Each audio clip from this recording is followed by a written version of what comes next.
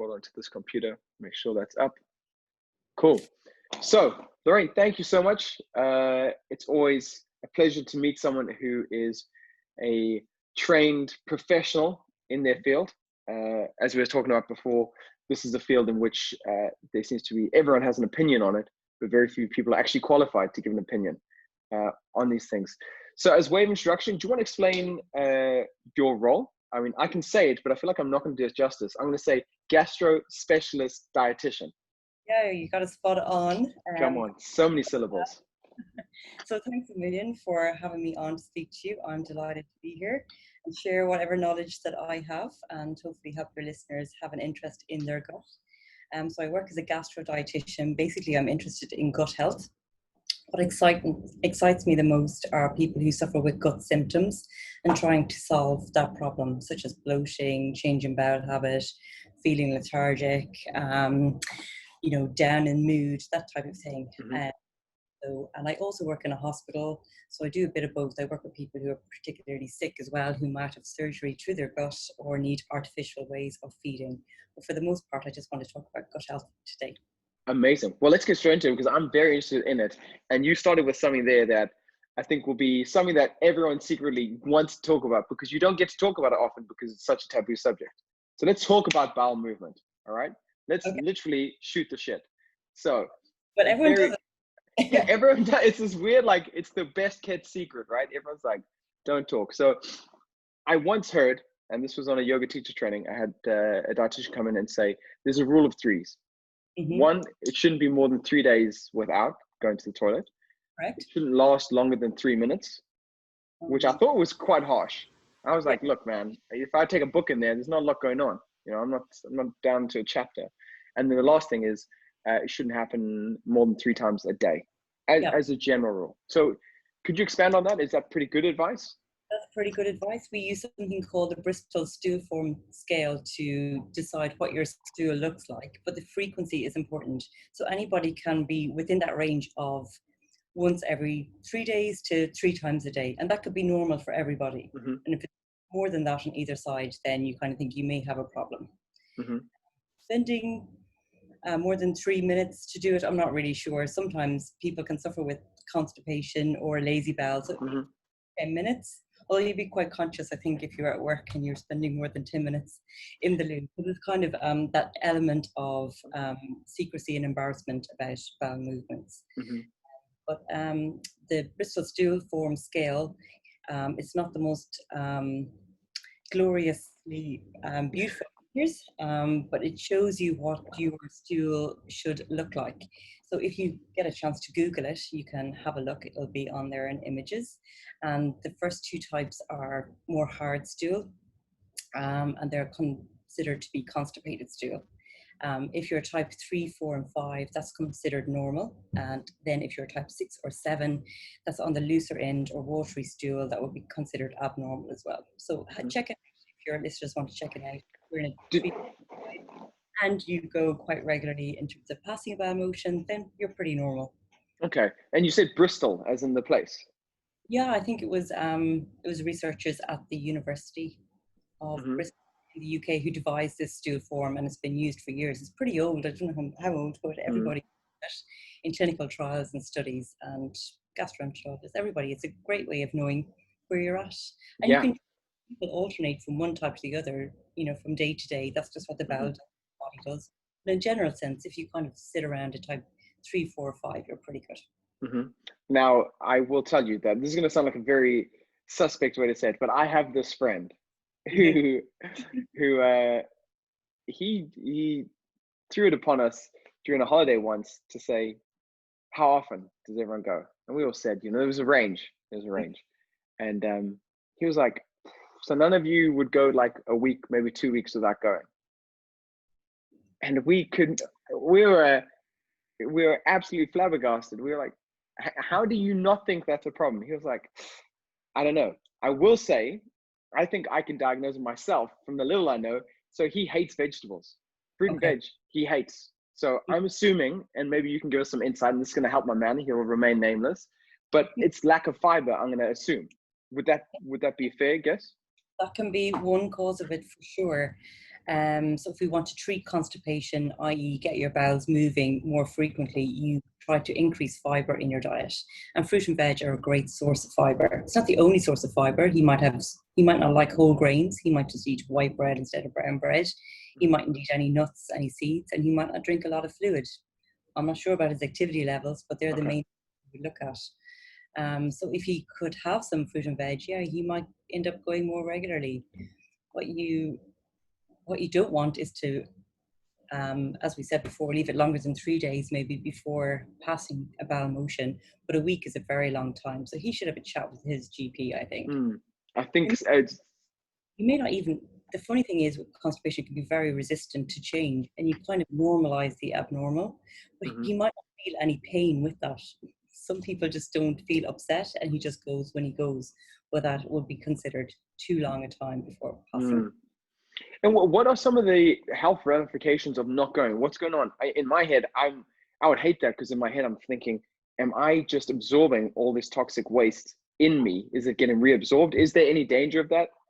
Yeah, well, what your large bowel does, so you've got, digestive tract, the end of it is this large bowel, and that's where the stool is formed. So when it arrives in your large bowel, it's kind of a liquid, and the role of the large bowel is to absorb the water from this liquid to create the stool. The longer it sits in your large bowel, the more water that's reabsorbed, so the harder it gets, and therefore the harder it is to pass.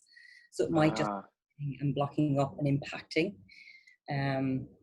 So yeah, and you feel pretty icky. You probably feel not great with it. You may get more bloated. You may feel quite nauseous. You may feel tired. Everyone's experience is a little bit different, but no, it's not great. And then you've got different conditions of the bowel that may be associated with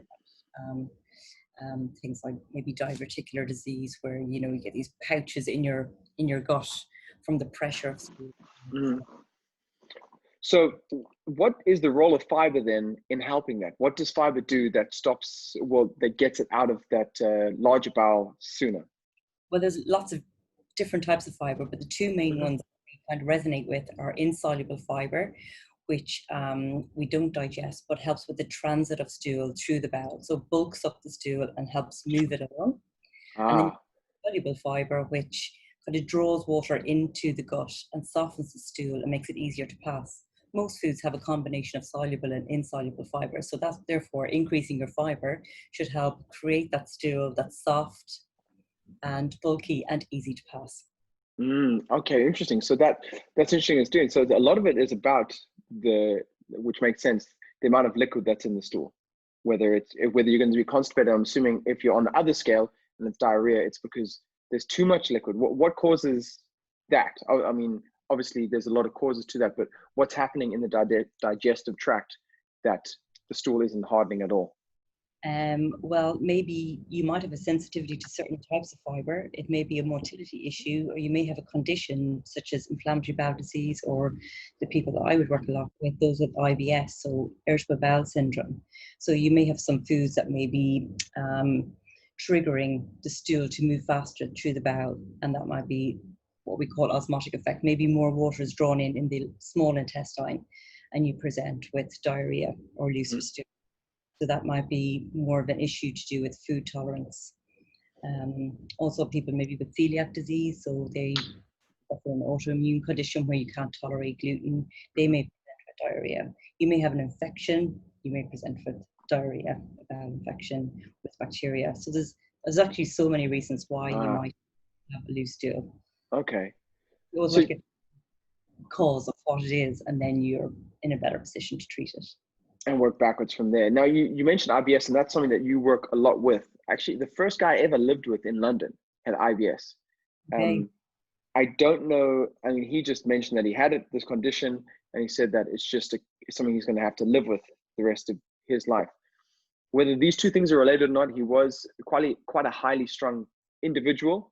There was only one other guy I ever knew with it, another friend of mine from South Africa, and for the longest time he had IBS. And again, it was mainly brought on when he was having a bad time here. So could you talk a little bit more, because I'm going to assume that most people have heard of IBS, but it's a little bit like gluten intolerance. Everyone's heard of it. No one quite understands what the hell people mean by it, but they definitely are aware that it exists. So let's hear it from the expert. What exactly is it? So IBS affects maybe 1 in 10 people. So it's a very prevalent condition. We don't really know what causes it, but what scientists can agree on now is that it's a dysregulation of the gut-brain axis. So your gut and your brain are talking to each other. So if you think of somebody, it's not always people with anxiety will have IBS, but there's a connection there. Mm-hmm. And we know that stress can trigger IBS symptoms. So this gut-brain connection, it is a dysregulation. It means that there's something not quite right in the communication between your gut and your brain. So think of, they're connected via the vagus nerve. So think of that as a superhighway. So of a road, a motorway going up and down, and the communication going up and down all day long. If there's something wrong on the motorway, like a traffic jam or a tailback or something, maybe the communication just isn't correct. And sometimes in a hypersensitive individual, you present with gut symptoms such as bloating, gas, change in bowel habit, pain, etc. So I would always ask my patients about stress. Do you feel stressed? Is your day stressful? How are your symptoms when you went on holidays, when you were able to de-stress? And that can give an idea of maybe how that may affect a person. So we know from some of the clinical trials that have been published recently, there's more emphasis on that stress link with irritable bowel syndrome, for example. So numerous studies with different types of interventions like yoga, hypnotherapy, cognitive behavioral therapy, which is a psychological intervention, mindfulness, all of these can help reduce symptoms of IBS. So there's nothing more clear than you've got to be able to look at the stress element for your symptoms to be able to resolve them long term. And actually, I looked at all the people who attended my clinic and asked them, do you feel that stress is in your life? And about 50% to 60% would say, yes, there's a stress element to their symptoms. And they recognize that. And then I will ask her, what do you do to practice or to relax on a daily basis? And only 8% of people with IBS who came to see me do anything such as like regular yoga or meditation. Mm-hmm. So that means a lot of people just ignore that part of the management of their IBS. So if you think you've got a highly stressed job, or you're living in a pandemic such as COVID, or there's a lot going on, you can feel that in your gut. So if you can do something to manage the stress element in your day, you'll get a better handle on the management of IBS. All right, very interesting. It's so interesting because I feel like that reaction to having a condition of some description is something that's fairly common, where people know there's something causing it, but they want a fix, an external fix. They want exogenous fix to it, as opposed to seeing what's also could be in their life that they could change, or maybe it's just lack of education as to they can. Well, it's a syndrome. It's not really a disease state. So it's a Mm-hmm. syndrome of symptoms. So we don't really know what's causing it, although this Mm-hmm. gut connection is definitely coming out in the research. So if it's a chronic condition, it means that you have it forever, and you'll have flare-ups from time to time, and then you may have periods where symptoms are quiet and you don't have anything. So you Mm-hmm. want to get to know your body and be in tune with your body. So looking at the stress element is one part of it, Mm-hmm. being another, getting good quality sleep is another, and then obviously the dietary part is part of everyone's story, because they feel that food upsets their tummy or that they react to certain foods. But you have to bring all of those elements together for each person, and that's the sort of intervention that I would perform. I take a holistic view. You've got to see the greater picture, and if you can work on all those elements of your health, you typically will be in better control of your symptoms. Okay, and that's the case, you would say, for most gut issues, not just IBS. Yeah, absolutely. Like even if you just suffer with constipation or just bloating, if you just think that food is going to be, you want to eliminate certain foods from your diet to help control the symptoms, but ignore the stress part or the sleep part or the alcohol part, the activity part, I don't think you'll ever get on top of things. But I think the stress element is the one that's been ignored too much. I think a daily practice of some sort should be non-negotiable. And the funny thing is, once you start doing something like mindfulness or yoga, you may not see the effects today or tomorrow. So you kind of look too easy, but literally if you stick at it for 12 to 16 weeks, you can probably look back and say, oh my God, that's having such an effect on my gut. I'm so glad I've been able to take up this practice. And it can be at least, something like 10 to 15 minutes per day could be enough to be effective. Now that is so interesting, because I always make the comparison. If we started waiting for an accident to build an ambulance, we'd be in a lot of trouble all the time.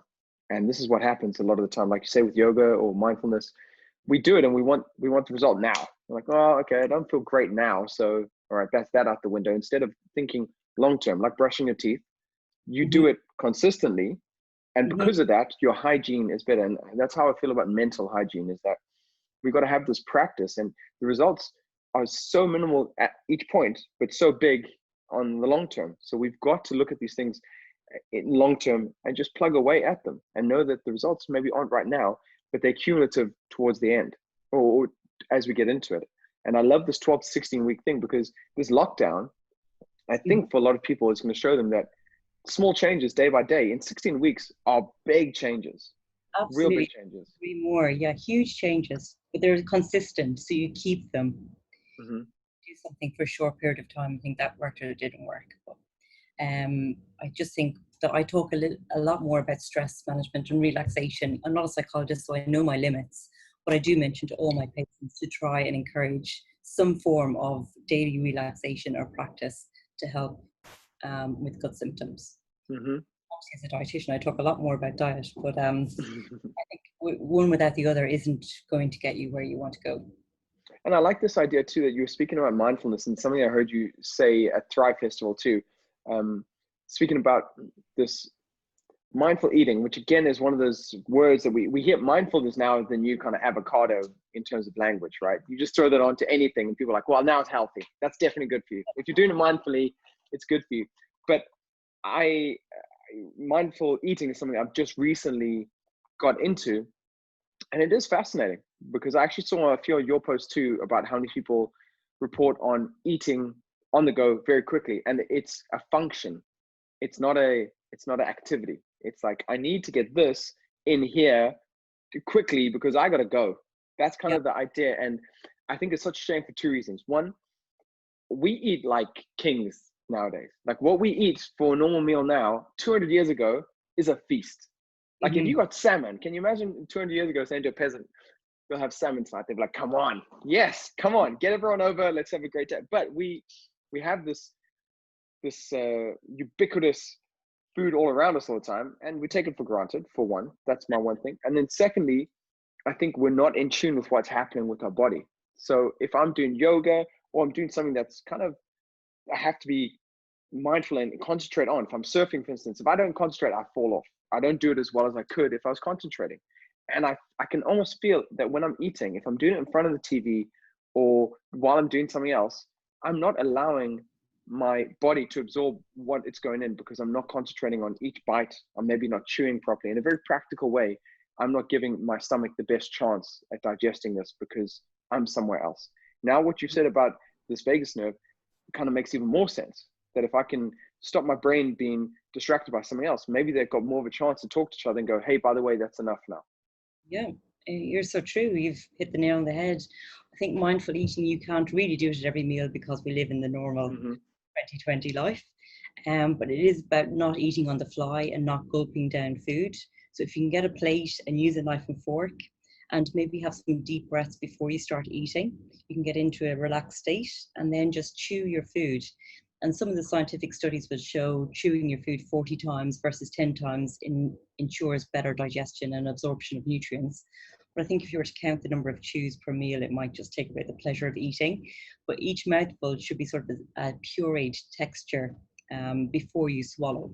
So 50% of my patients would say that they swallow way before that puree texture is created in their mouth. So it's a skill to slow down and take your time eating and give yourself that coveted time to enjoy your meal.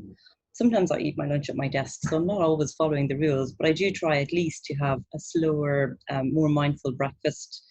And if my kids aren't interrupting me, eat my evening meal slower than my lunch as well. So you've Mm-hmm. got it into your life, but I think it can make a huge impact on your gut. If you eat too fast, you're missing part of the digestive process which begins in your mouth.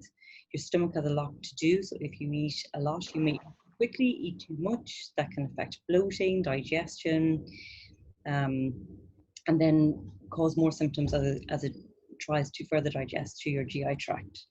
So it's one of the things that I think is overlooked, is that we should tell people to try and slow down the rate of eating more. Mm. You see, I love that idea of taking that breath firstly, and also that puree, because I've of course heard that too about how many times you need to chew, but it's not practical. It may be true, it may be factually correct, but when you're trying to change people's habits, people don't care as much about facts as they do about what can they implement easily into their life. And counting 40 times, like you said, is not fun for anyone, you know, Yeah, and also it's virtual, hard to do. not real life. Yeah, but your idea of what we're trying to aim to get here is this puree, which is great. Some of you said about the breath before is something I love to do. I actually like another rule of three, which is a breath before you start, a breath halfway, and a breath at the end. Because I know I have a habit of, I went to boarding school, and the quicker you could eat, the better, because you can go back for seconds, you know, and that habit is instilled in me even now. So I'm like, get in there, get in, gotta go. But It's a hard one also, to get out of, actually. yeah, because you're like, and then the other thing I tend to do is have my last bite, and I get up to finish off, because I'm like, I'll do this while I walk, and I'm trying to now instill this idea of last bite, one breath, just that, you know, just again, small changes. You know, we can all breathe 3 times in a meal. Yeah. Can we put this into practice? Yeah, and I think in the people with gut symptoms, there can be a lot of food fear and anxiety about eating certain foods. And once you start thinking that a food may affect you, then you can typically just present with this symptom because of how the brain and the gut works. But if you can relax before a meal, it tends to help reduce that anxiety when you can get through eating what you want to eat, and it may help with gut symptoms as well. I want to ask, this is a theory I've always had, and you'll know if there's been a study done. I often wondered if how healthy a food is in you, and I know you spoke about this before, how healthy a food is for you, how much of that is placebo? So hear me out. Has there been any tests where a group of people are given actually a diet that should make most people gain weight, and being told that actually it is very good for them and should help them lose weight, and those people lose weight? Is that brain stomach connection strong enough to change even that, even if they were taking excess calories on, could they get into better shape? That I've always fantasized that world exists, because I feel like it's happened for me before, where I've been eating something thinking it's really good for me. I'm like, oh my God, that is so jam-packed with calories, but I'm fine. I don't know about the weight management trial, but I think they estimate that there's probably a 40% placebo effect with foods. So if you think that something's good for you and you take it, even if it's not, then you respond like it's good for you. So it's quite a high percentage. So Um, is that 40% of the time you'll respond well? yeah, yeah, that was an estimate. I mean, it's not Oh exact. my goodness. Placebo, or no, yeah, what am I talking about? Sorry, placebo effect will be 40%. Hmm. If you think something is good for you, then you respond. But then you also see the opposite in, say, food and this area of IBS, which is the nocebo effect, which is the opposite. So take gluten, for example, or you take lactose, and you believe that lactose triggers symptoms. So if you give two people different pills, one with lactose and one without, but they all believe it's lactose, they all respond, even the ones who don't have lactose in the pill. Ah. If you think you're going to respond negatively to something, you actually can, even if you don't digest the substance.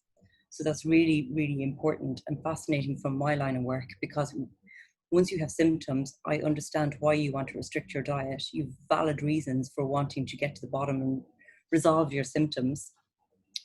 But maybe over restricting your diet is not the way to go about it.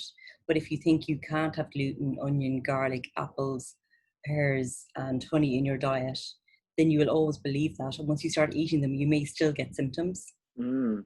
Very tricky situation, but it's worth remembering that you are up against it with nocebo effects and gut symptoms. So it's worthwhile acknowledging that. Start with. So that is fascinating. I had a chat of something similar with a friend of mine about allergies, and about, both of us have types of skin disorders, Okay. and I have psoriasis. I have eczema too. He has quite a similar thing, and we were just talking about how your mind state being relaxed. We wondered how much of being stressed out brings out the reaction. So not necessarily the actual chemical reaction of what's happening to you. Maybe the glue you're putting on your face, because we both work in film. Maybe it's the tension of knowing that they're doing it and bringing it on ourselves, which sounds a little bit like what you're saying. He then went on to say that he used to be allergic to prawns. Okay. Until one day he had them and he thought he'll just give them a try. He was at home anyway. He kind of knew that he could try one, and he was fairly chilled about it. And he said since then, he hasn't had that reaction to it. So does this sound like something that's possible? Prawns is a funny one, and allergies is much different to food intolerances. Not an allergy, it typically means you cannot have that food, or you're Okay. in a huge capacity. Mhm. The worst end of the scale being anaphylactic shock. So Mhm. that would be a very specialist area, but maybe he had an intolerance, Mhm.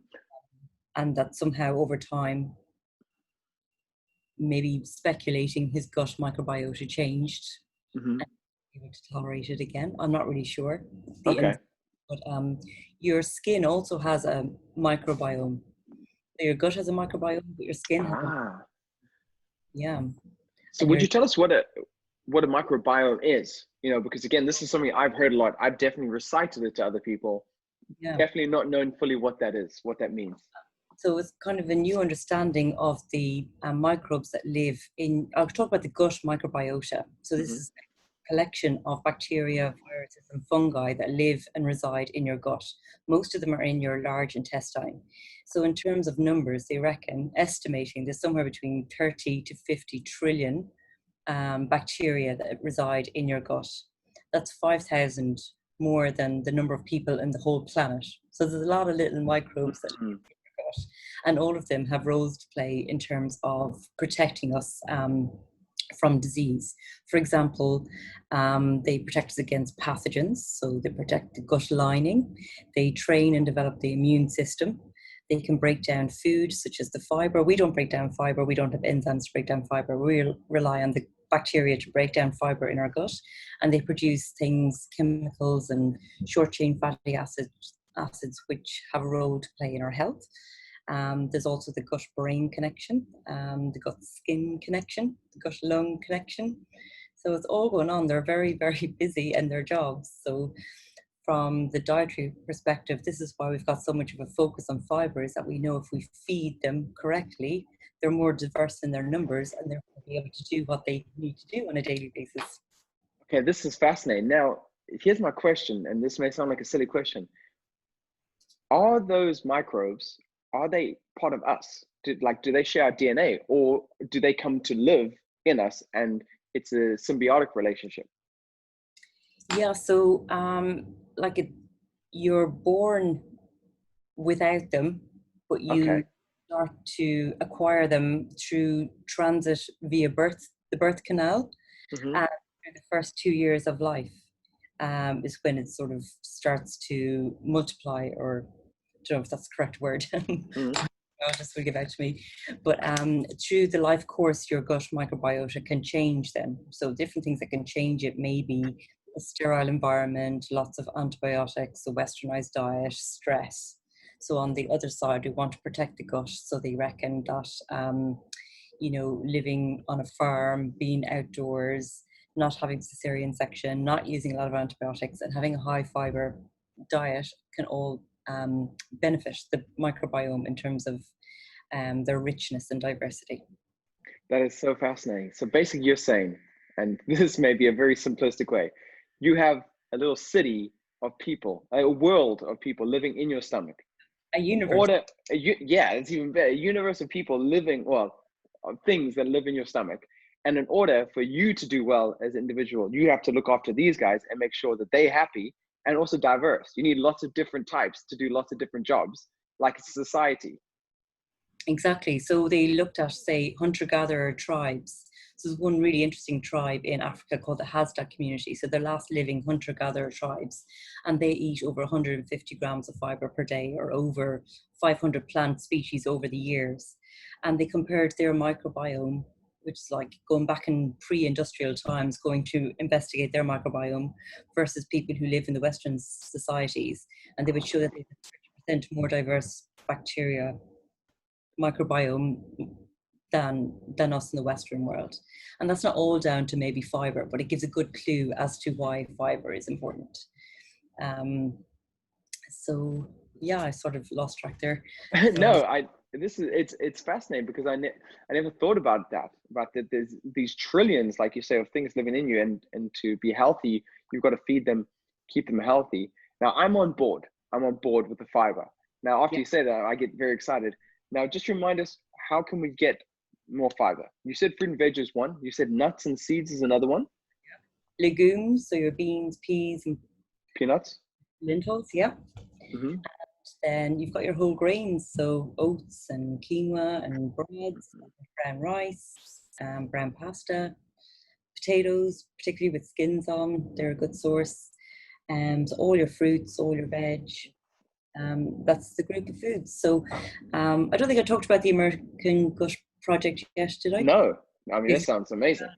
Yeah, so this is really cool because it's the largest study of its kind, which looked at humans. It's an international study, even though it's called American. It's something like 40 countries, and they measured the bacteria in people's poo, and they looked at their diets, and they correlated what they ate with the diversity in their guts.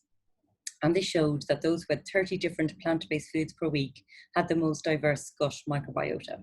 So 30 different plant-based foods is what every scientist, nutritionist and gastroenterologist is sort of talking about right now. So those who had 30 different plant-based foods versus 10 had the more diversity in terms of the bacteria. So that's what we know. We always wanted you to increase fiber as dietitians because we know it helps reduce chronic disease risk, but now we're getting an insight into why. This is all a brand new science, so we don't really know exactly what's going on, but we attribute feeding your gut microbes with lots of different plants for them, because there's so many of them, they all need different parts of the plants, different phytochemicals, phytoestrogens, polyphenols, resistant starch, all the different types of fiber feed the different bacteria. And so the more diverse plant-based foods you have in your diet, the more you'll feed them correctly. So if you don't eat fiber, some of them may be starving, or some of them may die off, or there's another theory, and actually I don't think it's a theory anymore, I think it's true, that they will start eating you. So you've got a mucus layer on your intestinal tract. So if your gut bacteria are too hungry and you're not feeding them fiber, they may feed on your mucous membrane and thin it out. So you've got a choice. Feed them or they feed on you. That is an amazing soundbite. Feed them or they will feed on you.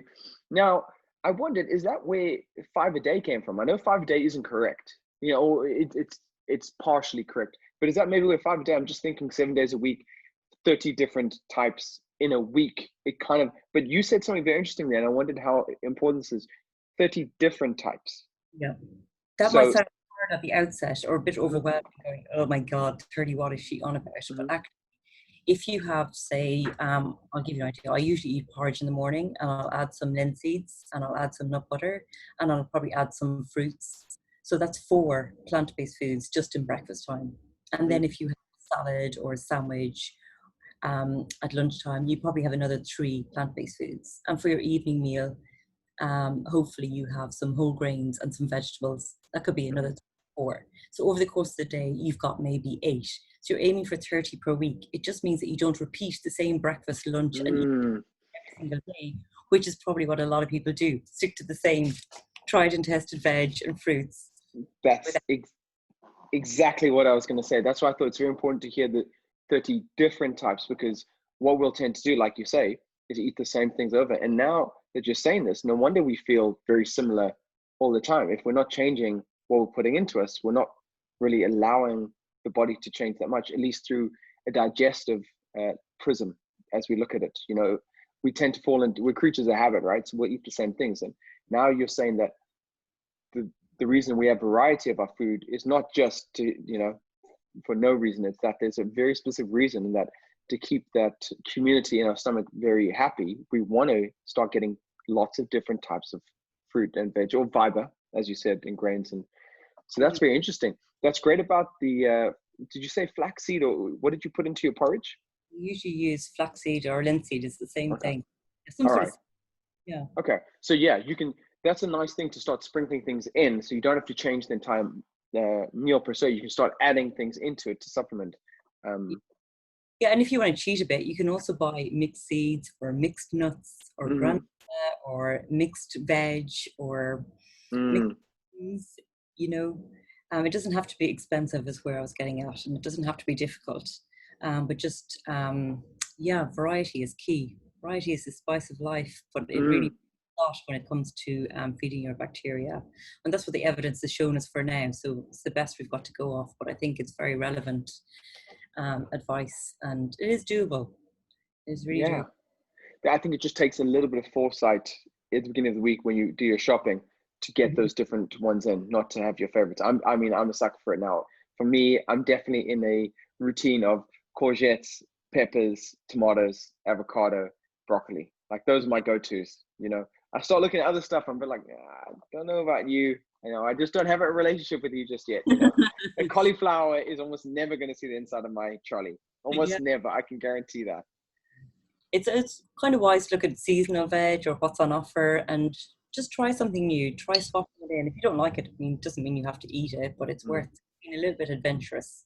yeah. And mindful eating can help you with that to associate that food of what it does. Do you like the taste or do you not? And if you don't like something, no, you're not going to eat it, but you'd be Mm. surprised what you can enjoy by having a mindful experience with the food. All right. Well, this is great advice. And we talk about fiber and how to get it.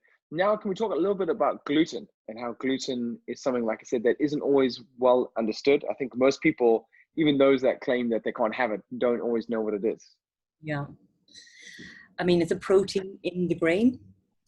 And if you've got celiac disease, you cannot tolerate gluten and have to avoid it 100% for Mm, life. Unfortunate, but it's doable.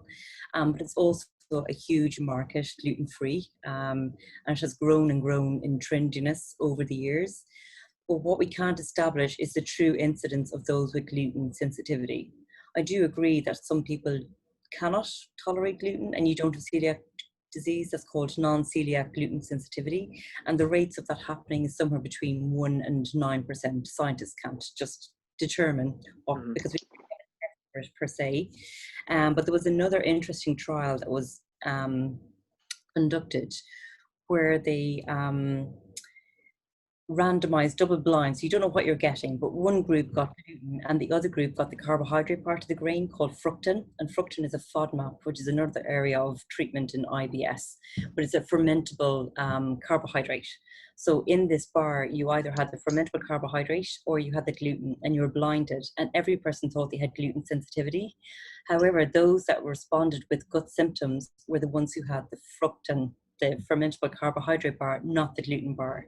So you might be blaming gluten, thinking you have a gluten intolerance, but you might be not, it's not the protein you have an issue with, but the fermentable carb part.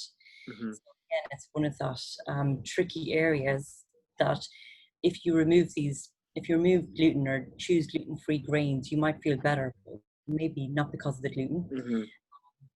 Yeah, it's a really interesting one because all you want to do is feel better at the end of the day. Yeah. Establishing once you've removed these foods to challenge with the different components just to see which part you do have an issue with. Usually if you've got gut symptoms like bloating, wind, bowel issues, it's the fermentable carbohydrate part. If you also have skin issues or a lot of headaches or nausea, or maybe mouth ulcers, that may be more of an kind of evidence that it may be the gluten part of the grain that's an issue. So Mm. depending on where you're presenting in the body. Now, that's something you sent to me before, as we were talking about a little bit about food fears and also restricting diets and how that is almost, that's more of a tool than it is something necessarily that you want to go on, because that's one Yeah. of the things we love to see now. You know, it's very social media friendly to go, oh, what, look like this, feel great, well, I'll tell you what I do, I don't ever eat this thing, never eat that thing. And there's a very hard and fast rule. You know, what's funny is, for the first time ever, between the carnivore diet and the vegan diet, we got both people claiming the same benefits, which is Yeah. crazy. But and there seems to be a lot of evidence to say, at least anecdotally, that those things are working. People are like, my skin is better, my sleep is better, my autoimmune diseases are better. And it's so funny to see both sides going the exact opposite, going, look, I only eat meat and this is how I feel. And people that are only eating vegetables are like, I feel like this. So maybe you can speak to that. I know, like, there is no one best diet for health. If there was one that you choose, it's more of a lifestyle, like the Mediterranean style diet, where you, again, look at the bigger picture of diet, eating for enjoyment, socializing, relaxing, getting enough sleep, all of that thing. Um, Vegan diet is very high fiber. Some people cannot tolerate very high fiber, in my view. And carnivore diet, I mean, I couldn't stand over a carnivore diet because you've got no fiber in there, and you know how obsessed I am with fiber. So, but each person can choose what diet they want to follow, so long as they're feeling good and they're not nutritionally compromised, in my view. But I think it's very hard to meet your requirements on a carnivore diet. But that's just my. I think with dietary restrictions, if there's one or two foods that you can't tolerate, okay, you can't tolerate them, that's fine. But if you restrict your diet severely, as in cut out whole food groups, or eat only 10 foods per day, then you're going to have a problem long term. I would say maybe 40% of my patients don't have enough calcium in their diet because they think dairy contributes to their gut symptoms. So just cut out all dairy and never replace with any other calcium available sources in their diet, which there's many that you can choose from. So you tend to have no calcium, and you might be, I don't know, 18 years old and you've got another 3 or 4 years of building your bone mass. I'm like, oh no, just don't do that. It could have long-term consequences. But it's very frequent that you can cut out a whole food group and then be missing key nutrients from your diet. And long term, that will probably end up with some connotations. So it's great. I actually have that written down here. Of all the things I wanted to ask you about, milk was one of them, because that's another one. Milk has been slammed. You know what I mean? Oh, Poor milk. yeah, and it must be on every internet Google search, IBS and milk, avoid milk, avoid milk, avoid milk. But actually, it's the lactose in milk that tends to be the main trigger. And this is one of those fermentable carbohydrates. It comes under the umbrella of FODMAPs, and it can be a trigger for some people. And if there's a way to, I suppose, um, put that into process. You just avoid dairy foods or the lactose containing dairy foods, which are mostly your milk and your yogurt and ice cream, if that's what you're into. And you avoid that for 2 to 4 weeks to see if your symptoms reduce. And if they do, okay, there may be a connection between lactose and your symptoms. But thereafter, what you're supposed to do is challenge with either milk or yogurt to see how much of it you can actually tolerate over the day. It doesn't usually mean that you would avoid it 100%. Every person with an intolerance to FODMAP tends to have a threshold of that food they can actually include in their diet over the day. So it's about discovering that threshold. The low FODMAP diet is a very restrictive diet, but it has had some really good results for people, and that's great. But what we tend to see now that it's a little bit older, the FODMAP years are something like 13 years, it was a diet to help people expand the amount of foods they eat in their diet. But maybe it's happened in the opposite way for some people. They go on the low FODMAP diet and they never challenge, and you just live on this restricted eating plan to keep symptoms at bay, which is the opposite of what it was supposed to be. So my advice is, if you are one of those people who have followed FODMAPs and a very restricted diet, work with somebody to help you cut back and liberalize your diet a little bit, because it is possible and it is worthwhile in terms of what we know about the gut microbiota and what we talked about, the role of bacteria in the body. Yeah. I mean, the bigger picture, like you said, is starting to come even to a dummy like me. It's starting to make sense. This idea that you want to try expand to other places, even if you're intolerant. To me, I would think straight away, cut it out. It's interesting for you to say, find your threshold, so you can still get some of the goodness from that variety without pushing yourself into symptoms. Yeah, I mean, you can find that balance. It's hard and it takes a bit of work, but support is really key.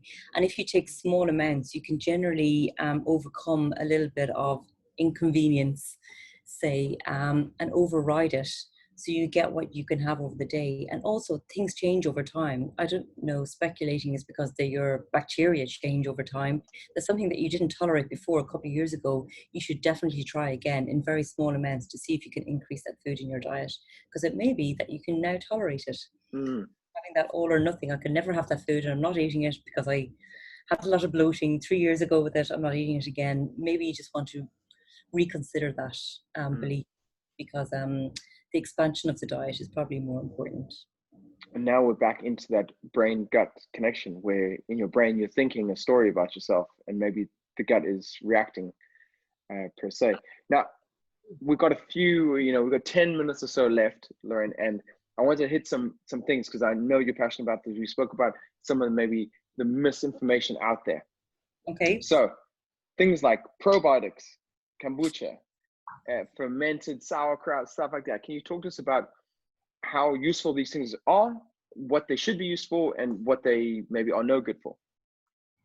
Yeah, well, probiotics are found in lots of different formulations. Commonly in the supermarket is in yogurts or probiotic fermented milk drinks.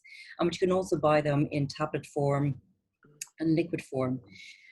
And they're highly marketed and promoted as being helpful for gut health. But what we know about probiotics is that their strains are very specific, and each strain does a different job in the body. Like the trillions of bacteria that live down there, it's like taking one strain and wanting it to do a particular job. So unless it's been researched to do that job, there may be no point in taking a random probiotic. So going out to buy a probiotic over the counter, just for well-being, wouldn't have a lot of robust evidence to back it up. But if you have IBS, then we know there's 3 or 4 probiotics that have been tested and trialed in an IBS population to specifically work on their symptoms. Then it may be recommended to take a probiotic. So you've got to try and match the person to the strain and the condition when taking a probiotic. On the other hand, they're not harmful unless you're a very unwell person like in ICU or immunocompromised undergoing chemotherapy. Probiotics are deemed safe. So I do agree that having them live bacteria in yogurts, live or bio yogurts are probably a good addition to your supermarket trolley. There's nothing wrong with taking that. In other foods, you find live bacteria like your kombucha. I'm a big fan. It's great. So you're drinking live bacteria. Again, the evidence is lacking. Does that bacteria reach your gut and confer a health benefit? We don't really know. But again, there's probably no harm in having it in your diet. And the other fermented foods like kimchi or sauerkraut, great if you want to have them in your diet. It's a way to increase the amount of plant-based foods. It adds interest to your diet. It's fun to make.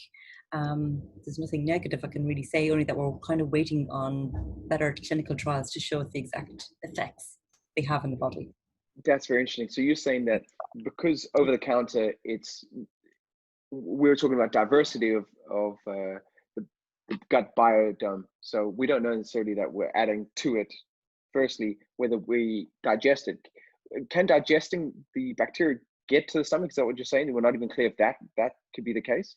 Well, in some of the strains that have been tested in a lab setting and formulated, they would have to have been shown to confer a health benefit. Like a probiotic has a definition, so it's the amount of this strain that confers a health benefit when it reaches the intestine.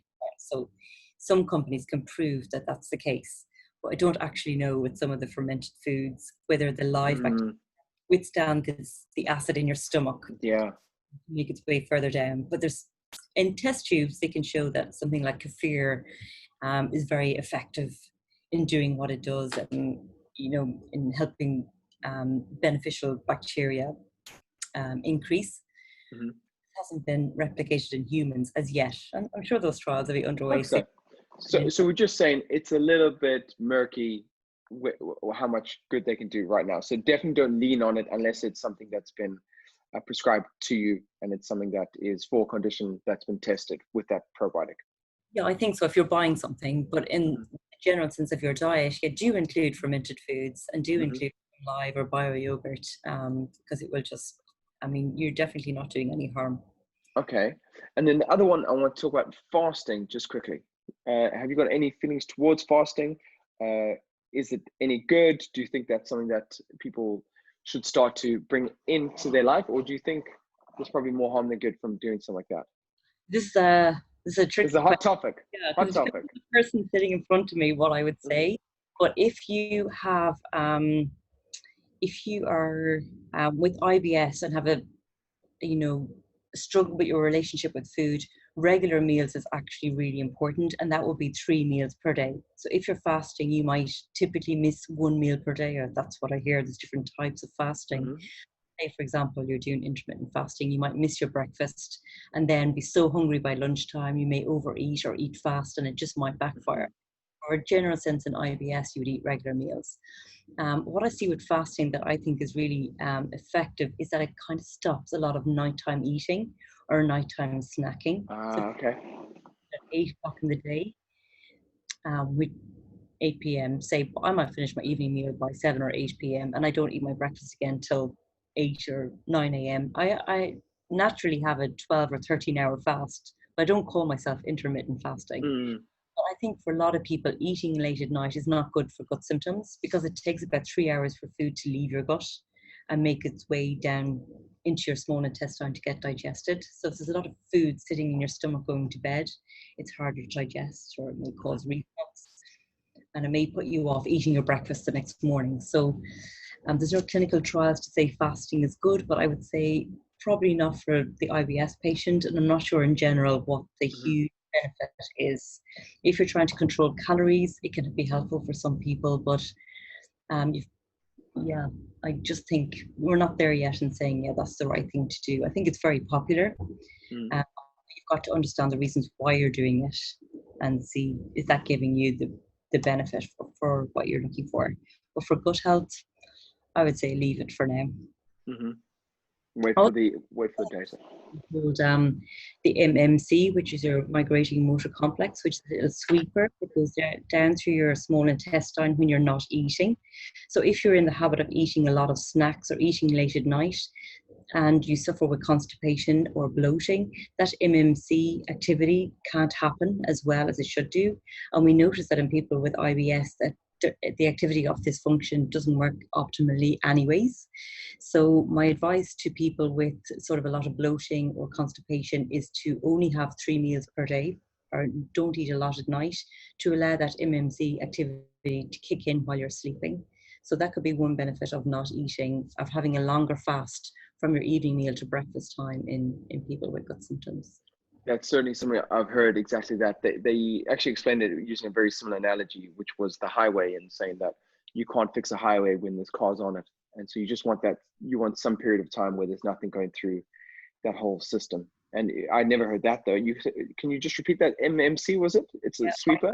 Motor complex. So it's like a little brush that kind of sweeps everything out of your small intestine. So the food and just the motility, it's directly affecting the motility of the gut. So if you've got slow motility or suffer with something called SIBO or IBS, that function may not be working optimally. So snacking is probably a bad idea if you're one of those people. Okay. One benefit of taking a longer fast during the night. All right. I think I've pretty much rinsed you of your hour. We really packed a lot in there, and I thank you so much for all this information. It's something I'm very passionate about. I think knowing stuff is so cool, and talking to someone like you who's an expert in it, it's so cool to see how much you know and to wax lyrical upon these things. And I feel talking about being mindful, the more mindful we get about how incredible this body is, the more we can marvel at it. And we're like, it's not just flesh and bone. There's a whole ecosystem going on. And I think the more we understand, the more we respect that, the better we're going to treat it, both in terms of getting enough exercise as well as feeding it the right thing. Once we realize what an incredible vehicle it is, we might start to treat it with some respect. I love that. You're actually right. And it does change your perception of how you should feed your body. So it's not just some public health campaign of like, eat more fruit and veg, eat more fruit and veg. It's like, oh no, you're eating to feed something that lives inside you that's going to protect you and make you feel better and maybe impact your mood and your health and your well-being. So it does give a different slant on it. It's more of a sophisticated message, but it's a really attractive one. Really attractive. You can feed something inside you. That's so cool. Well, you definitely feeded something inside of me, which is my curiosity, and I appreciate that so much, Lorraine. Thank you so much for taking the time out, and look forward to speaking to you some more soon. Bye-bye. All right.